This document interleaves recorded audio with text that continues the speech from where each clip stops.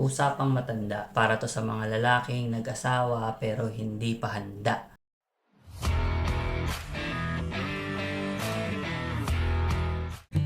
Alam mo kaibigan, sa ayaw at sa gusto natin, yung asawa nating babae, once na nagbuntis at nanganak yan, titigil ang mundo niyan. Mga personal na pangarap niya sa buhay ay isasantabi niya dahil mapapako na yung oras niya sa pag-aalaga, sa pag-asikaso, sa pag-intindi sa'yo. Kaya kung ako sa'yo, kung wala ka pang planong magseryoso sa buhay, huwag mo munang ituloy ang pag-aasawa. Bilang mabuting asawa, kinakailangan ibigay natin yung best natin, maiparamdam natin sa kanila na mabuti tayong asawa. Hindi sapat na malaking pera lang ang nabibigay natin sa kanila. Hindi dahil good provider ka ay mabuting asawa at mabuting ama ka na.